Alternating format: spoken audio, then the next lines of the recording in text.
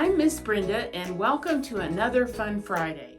And the name of our book today is Anansi and the Talking Melon. One fine morning, Anansi the spider sat high up in a thorn tree looking down into Elephant's garden. Elephant was hoeing his melon patch. The ripe melons seemed to call out to Anansi, "Look how juicy and sweet we are. Come eat us."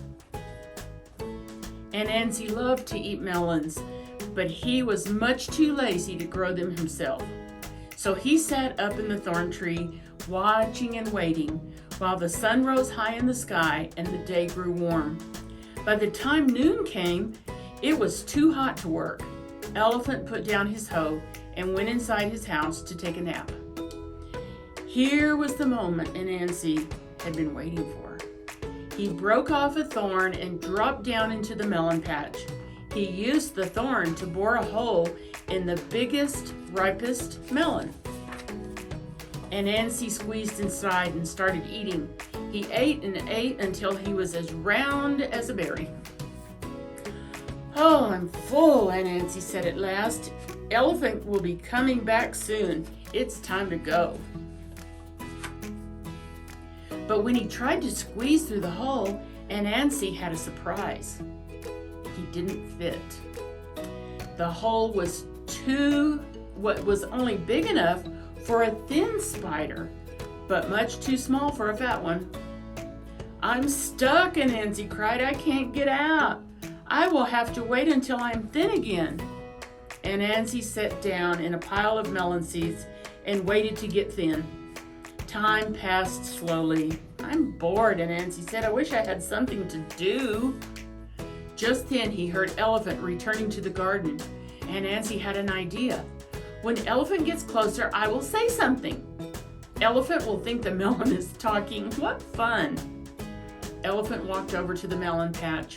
"Look at this fine melon, how big and ripe it is," he said, picking it up. "Ouch!" cried Anansi. Elephant jumped. "Oh, who said that?" "I did, the melon," Anansi said. "I didn't know melons could talk," said Elephant. "Of course we do. We talk all the time. The trouble is you never listen." "I can't believe my ears," Elephant exclaimed. "A talking melon. Who could believe it? I must show this to the king." Elephant ran down the road carrying the melon with Anansi inside. Along the way he ran into Hippo. "Where are you going with that melon?" Hippo asked. "I'm taking it to the king," Elephant told him. "What for? The king has hundreds of melons." "He doesn't have one like this," Elephant said. "This is a talking melon." Hippo didn't believe Elephant. "A talking melon? What an idea! That's as ridiculous as a skinny hippo," the melon said. Hippo got so angry his face turned red. "Who said that?" "Did you say that, Elephant?" "Wasn't me, it was the melon," Elephant said. "I told you it talks. Do you believe me now?" "I do," Hippo explained. "I want to go with you. I want to hear what the king says when you show him this talking melon." "Come along then," said Elephant. So Elephant and Hippo went down the road together, carrying the melon. By and by, they ran into Warthog. "Where are you taking that melon?" Warthog asked them. "We're taking it to the king," Elephant and Hippo told him. "What for? The king has hundreds of melons," Warthog said. "He doesn't have one like this," Hippo replied. "This melon talks. I heard it." Warthog started to laugh. "A talking melon? Why, that's as ridiculous as a handsome warthog," said the melon. Warthog got so angry he shook all over. "Who said that?" Did you say that, Elephant? Did you say that, Hippo?" "Of course not," Hippo and Elephant told him.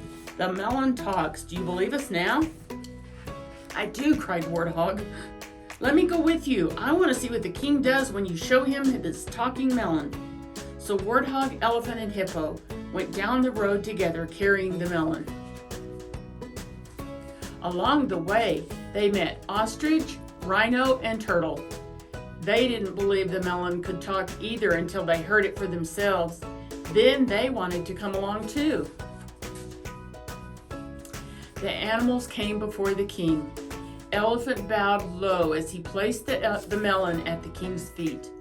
The king looked down. "Why did you bring me a melon?" he asked Elephant. "I have hundreds of melons growing in my garden." "You don't have one like this," Elephant said. "This melon talks." "A talking melon? I don't believe it. Say something, melon." The king prodded the melon with his foot. The melon said nothing. "Melon," the king said in a slightly louder voice, "there's no reason to be shy. Say whatever you like. I only want to hear you talk." The melon still said nothing. The king grew impatient. "Melon, if you can talk, I want you to say something. I command you to speak." The melon did not make a sound. The king gave up. "Oh, this is a stupid melon," he said. Just then the melon spoke. "Stupid, am I?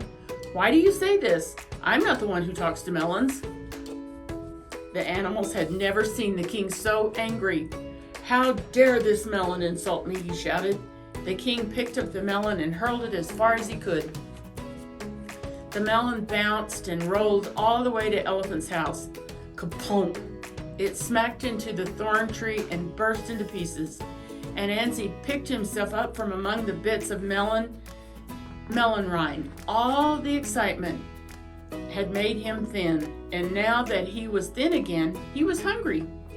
Anansi climbed the banana tree. He settled himself in the middle of a big bunch of bananas and started eating. Elephant returned. He went straight to the melon patch. "You melons got me in trouble with the king," Elephant said. "From now on, you can talk all you like. I'm not going to listen to a word you say." "Good for you, Elephant," Anansi called from the bananas. "We bananas should have warned you. Talking melons are nothing but trouble." I hope you enjoyed this story today. It was a fun one. And remember, when you support the Children's Hope Foundation, you make it possible for children to receive the specialized medical care that they so desperately need. Thanks for watching. See you next Friday.